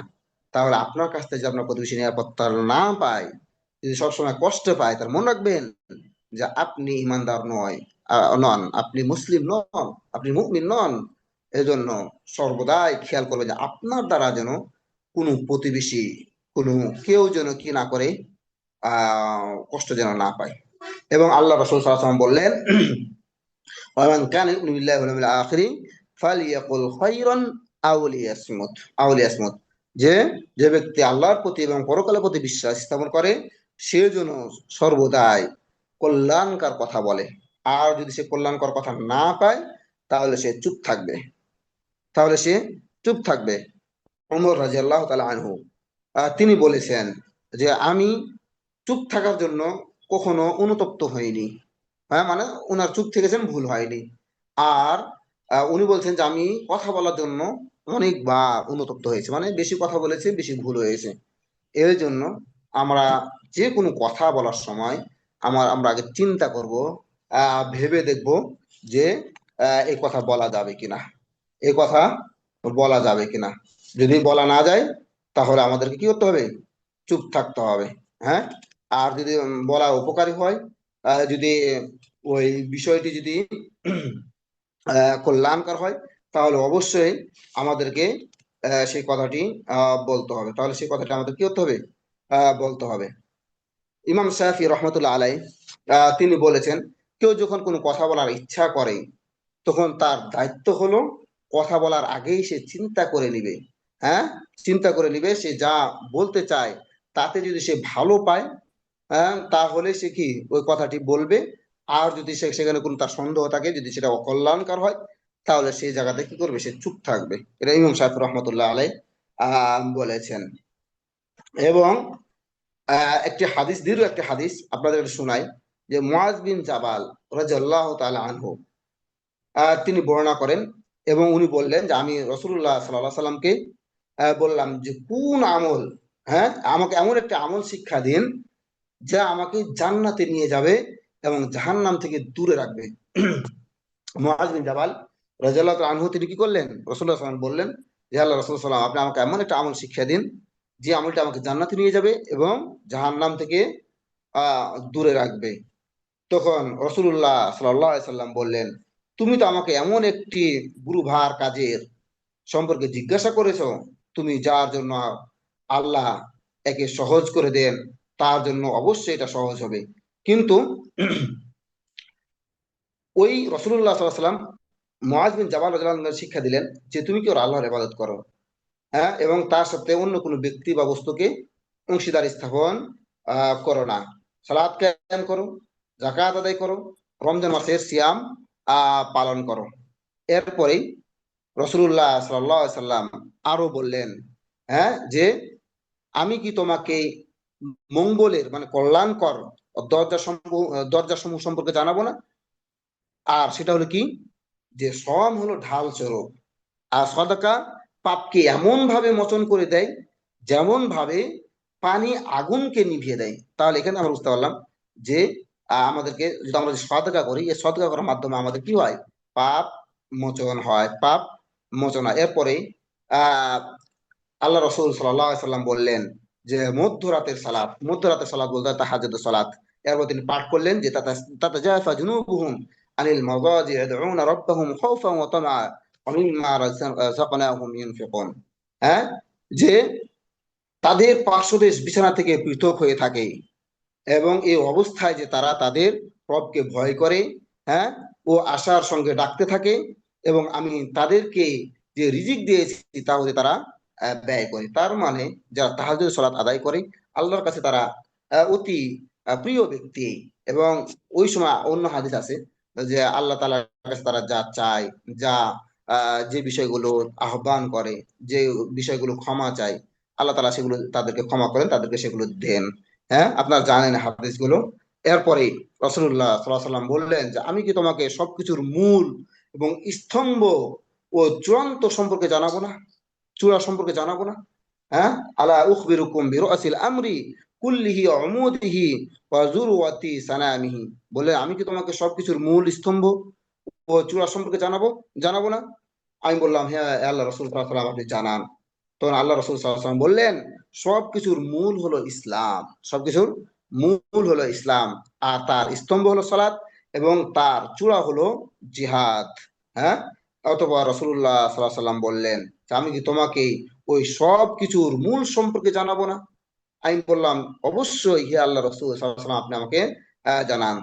তিনি তার নিজের জিহ্বা ধরে বললেন, হ্যাঁ, তিনি তার জিহ্বা ধরে, কুফা আলাইকা হাজা, একে সংযত করো, একে সংযত করো, মানে কুফা আলাইকা হাজা। এটি যে কুফা আলাইকা হাজা, রাসূলুল্লাহ সাল্লাল্লাহু আলাইহি ওয়াসাল্লাম বললেন যে তুমি তোমার জিহ্বা কি করো, সংযত করো। কারণ এই জিহ্বার মাধ্যমে আমরা অনেক অন্যায় করে থাকি। আমরা এই জিহ্বার মাধ্যমে হারাম খেয়ে থাকি। আমরা এই জিহ্বার মাধ্যমে মানুষকে গালিগালাজ যেগুলো বললাম সেগুলো করে থাকি। ঠিক আছে? তো আমরা এই জিহ্বা দিয়ে আমরা অনেক অন্যায় করে থাকি। এই জন্য মুআয বিন জাবাল রাদিয়াল্লাহু তাআলা আনহুকে আল্লাহ রাসূল সাল্লাল্লাহু আলাইহি ওয়াসাল্লাম শিক্ষা দিলেন যে তুমি কুফা আলাইকা হাদা, তুমি তোমার মুখকে সংযম রাখো, তাহলে তুমি অনেক অন্যায় কাজ থেকে বেঁচে যাবে, আর এই বেঁচে যাওয়াতে তুমি জান্নাতে প্রবেশ করবে। এরপরে ওই মুআয বিন জাবাল রাদিয়াল্লাহু তাআলা আনহু তিনি রাসূলুল্লাহ সাল্লাল্লাহু আলাইহি ওয়াসাল্লামকে জিজ্ঞাসা করলেন যে আমরা যে কথাবার্তা বলি তার কি কোনো হিসাব হবে? হ্যাঁ, তো আমরা যে কথাবার্তা বলি সেটা ভালো হোক, মন্দ হোক, খারাপ হোক, হ্যাঁ, সেটার হিসাব হবে কিনা? হ্যাঁ, মুআয বিন জাবাল রাদিয়াল্লাহু তাআলা আনহু তিনি জিজ্ঞাসা করলেন আল্লাহ রাসূল সাল্লাল্লাহু আলাইহি সাল্লামকে, এবং আল্লাহ রাসূল সাল্লাল্লাহু আলাইহি সাল্লাম বললেন, সাকিলাতকা উম্মুকা ইয়া মুআয, ওয়া হাল ইয়াকুব্বু আন-নাসা ফিন-নাস আলা ওয়ুজুহিহিম আও আলা মানাখিরিহিম ইল্লা হাসাইদু আলসিনাতিহিম। তোর মা তোমাকে হারাক, এটা একটা আরবদের ভাষা। তোমার মা তোমাকে হারাক, হে মুআজ, মানুষকে কি তার জিহ্বার ফসল ছাড়া অন্য কিছু জাহান্নামে অধোমুখ করে নিক্ষেপ করে? তার মানে এই জিহ্বাই হলো মূল মানুষকে জাহান্নামে নিয়ে যাওয়ার জন্য। হ্যাঁ, জিহ্বাকে যদি আমরা কন্ট্রোল করতে পারি, তাহলে আমরা কি করব, সে আল্লাহর যে আযাব, আল্লাহর যে শাস্তি, সে জাহান্নাম থেকে আমরা মুক্তি পাবো। কিন্তু আমরা যে জিহ্বাকে যদি কন্ট্রোল না করতে পারি, জিহ্বা আমরা যদি মুখে লাগাম দিতে না পারি, তাহলে অবশ্যই আমাদেরকে সেই জাহান্নামে যেতে হবে। এবং আল্লাহ রাসূল সাল্লাল্লাহু আলাইহি সাল্লাম বললেন যে মাই ইয়াজমান লি বাইনা লাহইয়াইহি ওয়া মা বাইনা রিজলাইহি আযমান লাহুল জান্নাহ, যে যে ব্যক্তি আমাকে তার দুই চোয়ালের ভিতরে যা রয়েছে এবং তার দুই উরুর ভিতরে যা রয়েছে সেগুলো যদি আমাকে জিম্মাদারি দিতে পারে, তাহলে আমি তাকে তার জান্নাতে যাওয়ার জিম্মাদারি নেব। সুবহানাল্লাহ। হ্যাঁ, লাহইয়াইহি অর্থ হলো যে দুই চোয়াল, দুই চোয়ালের ভিতরে কি আছে, জিহ্বা আছে। তাহলে কেউ যদি এই জিহ্বাকে কন্ট্রোল করতে পারে, সে হারাম খাওয়া থেকে বিরত থাকতে, মানে কি অর্ধেক সে মুআমালা থেকে বেঁচে গেল। হ্যাঁ, হারাম খাওয়া থেকে বিরত থাকা, এবং সে যদি তার মুখকে কন্ট্রোল করতে পারে। হ্যাঁ, এই দেখুন যে আমরা কিন্তু সবচেয়ে যে বড় পাপটা, সবচেয়ে বড় পাপ, এটা বলা হয় নাই, সবচেয়ে যে বড় পাপটা শিরিকের পাপ। হ্যাঁ, শিরিক। তা আমরা শিরিক কি দিয়ে করে থাকি? বেশিরভাগই তো আমরা এই মুখ দিয়ে করে থাকি। হ্যাঁ, মুখ দিয়ে করে থাকি, আল্লাহকে এক আল্লাহর ইবাদত করা ছাড়া আবার অন্য কোনো ব্যক্তি বা বস্তুর ইবাদত করে ফেলি। হ্যাঁ, এই মুখ দিয়ে কিন্তু আমরা অনেক সময় শিরিকের কাজ করে ফেলি। তো দেখুন, আপনি যদি এই মুখকে কন্ট্রোল করেন, হ্যাঁ, এবং লজ্জাস্থানের কথা বলা হয়েছে, যত অশ্লীল কাজগুলো হয়ে থাকে লজ্জাস্থানের কারণে হয়ে থাকে। হ্যাঁ, তো এই দুইটি হলো মেন জিনিস, মূল জিনিস, এই দুইটি জিহ্বা এবং লজ্জাস্থান। এর জন্য আল্লাহ রাসূল সাল্লাল্লাহু আলাইহি ওয়াসাল্লাম বলছেন যে মাইয়াজমান লি মা বাইনা লাহইয়াইহি ওয়া মা বাইনা রিজলাইহি হ্যাঁ আজমান হল জান্নাহ। হ্যাঁ, যে যে ব্যক্তি তার দুই চোয়ালের ভিতরে যা রয়েছে এবং দুই উরুর ভিতরে যা রয়েছে সেটা যদি হেফাজত করতে পারে। আমরা যে গান বাজনা শুনি, সিনেমা দেখি, বা মোবাইলে অনেক কিছু নাটক দেখি, এটা লজ্জা স্থানের কারণে দেখে। হ্যাঁ, এগুলো থেকে যদি সতর্ক হতে পারে, তাহলে দেখুন যে আপনি আপনার জান্নাতে যাওয়ার জিম্মাদারি কি নিবেন? আল্লাহ রসুল সাল্লাল্লাহু আলাইহি সাল্লাম, আল্লাহ রসুল সাল্লাল্লাহু আলাইহি ওয়াসাল্লাম যার জান্নাত যার জিম্মাদারি নিবেন, অবশ্যই সে জান্নাতে প্রবেশ করবেন। এবং আল্লাহ রসুল সাল্লাল্লাহু আলাইহি সাল্লাম একটা হাদিসে বলতেছেন যে ইন্নাল আবদা লা ইয়াতাকাল্লামু বিকালিমাতিন মিন রিদওয়ানিল্লাহি লা ইউলকি লাহা বালান ইয়ারফাউল্লাহু বিহা দারাজাত।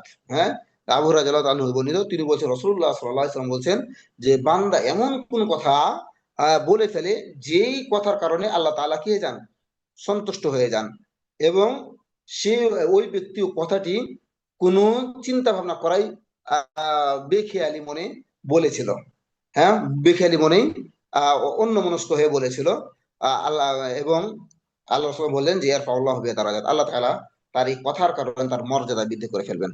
তাহলে আমরা মুখ দিয়ে যদি কোনো ভালো কথা বলে থাকি, তাহলে এই ভালো কথা বলার কারণে আল্লাহ তাআলা আমরা সন্তুষ্টি অর্জন করব। আর যখন আমরা সন্তুষ্টি অর্জন করব, তখন আমরা কি করব? জান্নাতে প্রবেশ করব। এবং আল্লাহ রাসূল সাল্লাল্লাহু আলাইহি ওয়াসাল্লাম বললেন যে ওয়াইনাল আবদা লা ইয়াতাকাল্লামু বিকালিমাতিন মিন সাখাতিল্লাহ, যে বান্দা এমন কিছু কথা বলে ফেলে যেই কথার কারণে আল্লাহ তাআলা রাগান্বিত হন। লা ইউলকি লাহা বালান, কিন্তু সেই যে কথাটা বলেছে সেটা অন্য মনস্ক হয়ে বলেছে, সে চিন্তা ভাবনা করা ছাড়াই বলেছে, তাহলে ইয়াহবি বিহা ফি জাহান্নাম, তাহলে আল্লাহ তাআলা তাকে এই কথার কারণে তাকে জাহান্নামে নিক্ষেপ করবেন। তার মানে আপনি যদি আপনার মুখকে কন্ট্রোল করতে না পারেন, মুখে লাগাম দিতে না পারেন, তাহলে আপনার এই কথাগুলোর কারণে আল্লাহ তাআলা আপনাকে জাহান্নামে নিক্ষেপ করবেন। হ্যাঁ, এবং যদি আপনার কথা যদি ভালো হয়ে থাকে, তাহলে আল্লাহ তাআলা সন্তুষ্ট হবেন এবং আপনাকে জান্নাতে প্রবেশ করাবেন। এজন্য আহ সতর্ক হতে হবে, আমাদেরকে মুখে লাগাম দিতে হবে, যে কোনো কথা বলা উচিত নয়। হ্যাঁ, অপ্রয়োজনীয় কথা পরিহার করা আমাদের একান্ত জরুরি কাজ হবে। যে অপ্রয়োজনীয় যেগুলো কথা আছে সেগুলো আমরা কেন বলবো? আমরা অনেক সময় হাসি ঠাট্টা করে, খেল তামাশা করে, কোনো চিন্তা ভাবনা করা ছাড়া এমনি অনর্থক অনর্থক আমরা গল্প গুজব এগুলো লিপ্ত হয়ে যায়, যেটা উচিত নয়। হ্যাঁ, আল্লাহ রাসূল সাল্লাল্লাহু আলাইহি ওয়াসাল্লাম বলছেন যে মিন হুসনি ইসলামিল মারই তারকুহু মা লা ইয়ানিহি, যে কোন ব্যক্তির ইসলামের সৌন্দর্য এই যে সে অনর্থক কথা ও কাজ পরিত্যাগ করবে। তাহলে ইসলামের যে সৌন্দর্য, কোন ব্যক্তির জন্য ইসলামের যে সৌন্দর্য হবে, সে সে কি করবে? অনর্থক কাজ, হ্যাঁ, অনর্থক কথা এগুলো কি করবে? পরিত্যাগ করবে। অনর্থক কোনো কথা বলা আমাদের উচিত নয়। আপনি চিন্তা করুন যে আপনি পৃথিবীতে বেঁচে থাকবেন কতদিন, আপনি পৃথিবীতে কতগুলো কথা বলবেন, কতগুলো রিজিক খাবেন, সবগুলো লেখা লেখা আছে। এজন্য আপনার কন্ট্রোল করতে হবে, খাবারের ক্ষেত্রে কন্ট্রোল হতে হবে, আপনাকে কথা বলার ক্ষেত্রে আপনাকে কি হতে হবে? কন্ট্রোল করতে হবে, লাগাম দিতে হবে।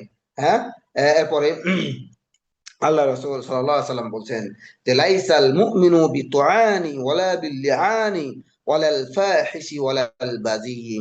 আল্লাহ রাসূল সাল্লাল্লাহু আলাইহি ওয়াসাল্লাম বললেন যে একজন মুমিন, হ্যাঁ, তিরস্কার করা, হ্যাঁ, অভিশাপকারী এবং অশ্লীল গালমন্দকারী এবং নির্লজ্জকারী হতে নির্লজ্জ হতে পারে না।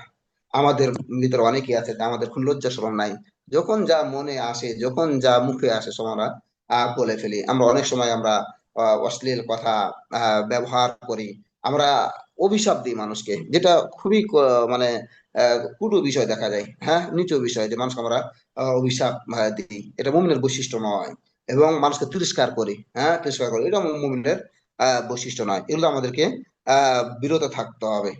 এবং রসুল্লাহ সাল্লাল্লাহু আলাইহি সাল্লাম আরো বলেছেন এই বিষয়গুলো নিয়ে, যে এই জবানের বিষয়ে তিনি বলেছেন যে আমি একজন মানুষ, আমি একজন মানুষ, এবং তোমাদের মাঝে অনেকে আমার কাছে বিচার ফয়সালা এগুলো নিয়ে আসে। হ্যাঁ, বিবাদ এগুলো নিয়ে আসে, এবং তোমাদের মাঝে একজন আরেকজন কথাতে পটু হয়, বেশি কথা বলতে পারে, কিন্তু আমি তার ওই কথাগুলোকে বিশ্বাস করি। হ্যাঁ, এই কথাগুলোকে চিন্তা ভাবনা করে ফয়সালা দিই। কিন্তু আমি যে ফয়সালা দিই, ওই ফয়সালাটা যদি অন্য মুসলিমের হক হয়ে থাকে, তাহলে ওই বিচারটাই, ওই সিদ্ধান্তটাই আমাকে জাহান্নামে নিয়ে যাওয়ার জন্য একটা টুকরা হবে। হ্যাঁ, সে সেটা গ্রহণ করুক অথবা না করুক। তার মানে আমরা যারা বিচারক বা আমরা যারা সিদ্ধান্ত দিই, তো দুইজন ধরেন যে আহ মারামারি করেছে, মারামারি করার পরে বিচার নিয়ে আসে, কিন্তু আসলেই যে বেশি ফটফট ফটফট করে দলিল দিচ্ছে, দিচ্ছে, ওই কিন্তু আসলে অপরাধী। হ্যাঁ, কিন্তু আমরা তার কথা বিশ্বাস করে আমরা ফয়সালা করি।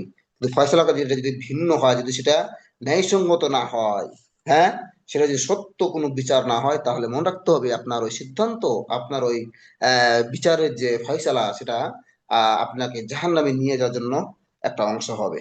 হ্যাঁ, এই জন্য আমরা যখন কোন সিদ্ধান্ত দিব, আমরা যখন কোন বিচার ফয়সালা করব, সেখানে আমাদেরকে ন্যায়সঙ্গতা খোঁজ করতে হবে। কারণ আপনি যে সিদ্ধান্তটা দিচ্ছেন, সেটা আপনার মুখ দিয়ে উচ্চারণ করে তো দিচ্ছেন, মুখ দিয়ে অন্তরে ভেবে মুখ দিয়ে উচ্চারণ করে দিচ্ছেন, এই জন্য মুখে লাগাম দিতে হবে। কোনোভাবেই কোনো সিদ্ধান্ত দেওয়ার ক্ষেত্রে ভুল সিদ্ধান্ত দেওয়া যাবে না।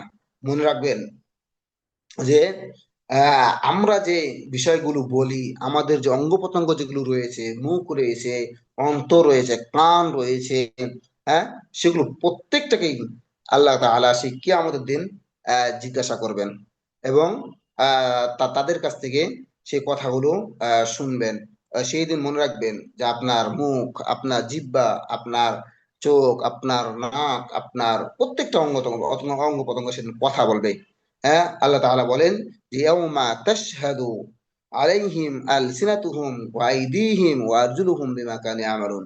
সেদিন তাদের কৃতকর্ম সম্পর্কে তাদের বিরুদ্ধে তাদের জিহ্বা, তাদের হাত, তাদের পা সাক্ষ্য দিবে।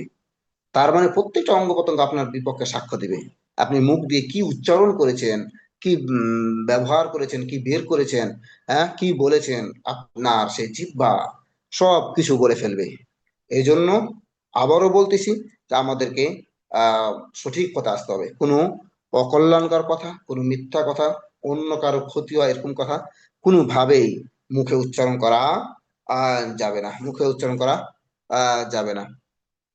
এবং আল্লাহ রসুল সাল্লাল্লাহু আলাইহি সাল্লাম তিনি বলতেছেন যে যে দেখুন যে মানুষ এই ঝগড়া ফাসাদ করার কারণে, হ্যাঁ, বা মুখে অন্যায় অবিচার কথা বলার কারণে আমরা কি পরিমাণ নিয়ামত থেকে বঞ্চিত হই।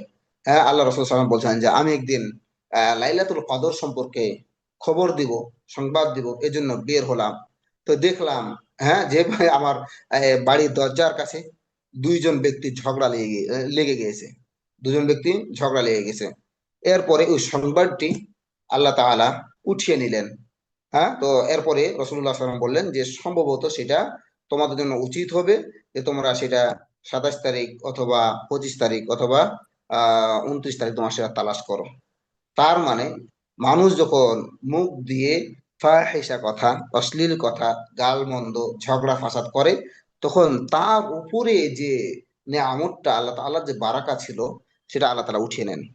এই জন্য আমাদের উচিত হবে যে এই যে লাইলাতুল কদর খায়রুম মিন আলফি শাহর, যে এই লাইলাতুল কদরটা, হ্যাঁ, 1000 মাসের থেকে উত্তম। তো আল্লাহ তাআলা এই ঝগড়া করার কারণে রাসূলুল্লাহ সাল্লাল্লাহু আলাইহি ওয়াসাল্লামের কাছ থেকে সেটা উঠিয়ে নেওয়া হয়েছে। এবং রাসূলুল্লাহ সাল্লাল্লাহু আলাইহি ওয়াসাল্লাম বললেন যে সেটা তোমরা কি করো, ভুলিয়ে দেওয়া হয়েছে, এবং বলে তোমরা সেটা 25 তারিখ অথবা 27 তারিখ অথবা 29 তারিখ সেটা কি করো, তালাশ করো। হ্যাঁ, তো এই জন্য আমাদের উচিত হবে যে আল্লাহ আল্লাহ বলছেন যে মান সমান আজাদ। হ্যাঁ, যে আমাদের উচিত হবে কি চুপ থাকা, কোনোভাবেই কারোর সাথে ঝগড়া ফাসাদ, কোনো ন্যায় অন্যায়, হ্যাঁ, কোনো অন্যায় কথা এগুলো ব্যবহার করা আমাদেরকে বিরত থাকতে হবে। কিন্তু আমরা যদি বিরত থাকি তাহলে আমাদের কি ফজিলত, কি পাওয়া রয়েছে, এই বিষয়ে আল্লাহ তাআলা বলছেন যে ইয়া আইয়ুহাল্লাযীনা আমানুত্তাকুল্লাহ ওয়া কুলু কাওলান সাদীদা। হে ঈমানদারগণ, তোমরা আল্লাহকে ভয় করো, ওয়া কুলু কাওলান সাদীদা, এবং যখন তোমরা কথা বলবে তখন তোমরা সঠিক কথা বলবে। হ্যাঁ, সঠিক কথা বলবে, যখন কথা বলবে সঠিক কথা বলবে, তাহলে কি হবে, ইসলিহ লাকুম আমালাকুম, আল্লাহ তাআলা তোমাদের সে আমলগুলোকে পরিশুদ্ধ করে দিবেন। ওয়া ইয়াগফির লাকুম যুনুবাকুম, তোমাদের গুনাহগুলো মোচন করে দিবেন। ওয়া মা ইউতিল্লাহ ওয়া রাসূলাহু, আর যে ব্যক্তি আল্লাহর আনুগত্য করবে এবং তার রাসূলের আনুগত্য করবে, ফাকাদ ফাযা ফাওজান আযীমা, তার জন্য বিরাট পুরস্কার রয়েছে, তার জন্য বিরাট পুরস্কার রয়েছে। তাহলে আমরা যদি সঠিক কথা বলি, আল্লাহ বললেন ইয়া আইয়ুহাল্লাযীনা আমানু তাকুল্লাহ ওয়া কুলু কাওলান সাদীদা, হে ঈমানদারগণ, তোমরা আল্লাহকে ভয় করে এবং সঠিক যখন কথা বলবে সঠিক কথা বলে। তো আমরা যদি সঠিক কথা বলি তাহলে আমাদের যে ফায়দা, আমাদের যে উপকার, সেটা হলো কি যে ইসলিহ লাকুম আমালাকুম, আল্লাহ তাআলা আমাদের আমলগুলোকে কি করবেন, পরিশুদ্ধ করে দিবেন। এবং কি করবেন, ওয়া ইয়াগফির লাকুম যুনুবাকুম, আমাদের গুনাহগুলো মোচন করে দিবেন। তাহলে আমাদের উচিত হবে আমরা যখন কথা বলবো তখন কি করব, ন্যায় সঙ্গত, হ্যাঁ, কথা বলবো, উচিত কথা বলবো। এবং সর্বদাই আমাদের জিহ্বাকে কন্ট্রোলে রাখবো, যেটা আল্লাহ আল্লাহ রাসূল বলছেন যে আমসিকা আলাইকা লিসানাকা, হ্যাঁ, যে তুমি তোমার জিহ্বাকে কি করো, কন্ট্রোল রাখো। এবং এই জিহ্বাকে কন্ট্রোলে রাখার জন্য আল্লাহ রাসূল সাল্লাল্লাহু আলাইহি সাল্লাম আহ দোয়া শিখিয়ে দিয়েছেন। হ্যাঁ, দোয়া শিখিয়ে দিয়েছেন, সেই দোয়াটি হলো যে আল্লাহুম্মা ইন্নী আউযু বিকা মিন শাররি সামঈ ওয়া মিন শাররি বাসারি ওয়া মিন শাররি লিসানি ওয়া মিন শাররি কলবি ওয়া মিন শাররি মানিয়্যি। হে আল্লাহ, আমি আপনার কাছে কান, চোখ, জবান, হৃদয় এবং লজ্জা স্থানের অনিষ্ট থেকে আপনার আশ্রয় চাই। এই দোয়াটি যদি আমরা আহ জবানকে যদি কন্ট্রোল রাখতে চাই, লজ্জাস্থানকে যদি আমরা হেফাজত করতে চাই, এই জন্য আল্লাহর কাছে এই দোয়াটি করতে হবে। দোয়াটি আমি আমি আবার বলতেছি, আল্লাহুম্মা ইন্না আউযু বিকা মিন শাররি সামঈ ওয়া মিন শাররি বাসারি ওয়া মিন শাররি লিসানি ওয়া মিন শাররি কলবি ওয়া মিন শাররি মানিয়্যি। মওলা আলামিন, আমরা আজকে যা শুনলাম সেগুলো প্রতি যেন আমরা আমল করতে পারি, সে তৌফিক দান করুন।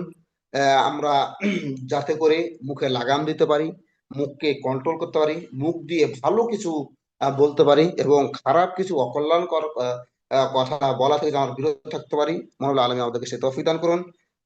মহান আলমিন আমাদের পরস্পরের নেক আমলগুলো কবুল করুন, অন্যায় অপরাধগুলোকে ক্ষমা করুন, এবং পৃথিবীর শুরু থেকে নিয়ে এই পর্যন্ত যত মুসলিমাত আল্লাহটাকে সাড়া দিয়ে কবরে চলে গেছেন, আল্লাহ তাআলা তাদের কবর আযাবগুলো মাফ করেন এবং তাদেরকে জান্নাত নসিব করুন।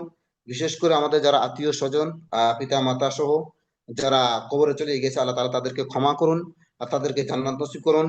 আর যারা এই লিঙ্ককে বিভিন্নভাবে আর্থিকভাবে এবং সময় দিয়ে এবং দৈহিকভাবে শারীরিকভাবে সময় দিয়ে এগিয়ে নিয়ে যাচ্ছেন, আল্লাহ তাআলা যেন তাদের খেদমতকে, তাদের সাহায্যকে, সহযোগিতাকে কবুল করেন। আল্লাহুম্মা আমিন। বিশেষ করে বলবো আমাদের যে প্রিয় আপু হাসিনা বিনতে হানিফ, মহানুল আলমিন তাকে হায়াতে তয়্যিবা দান করুন, দীর্ঘজীবী করুন, এবং ওনার জীবনকে কল্যাণকর করুন, ইমানের সহিত থাকার তৌফিক দান করুন। সাথে সাথে আমাদেরকে ইমান সহিত আমাদেরকেও ইমানের সহিত থাকার তৌফিক দান করুন।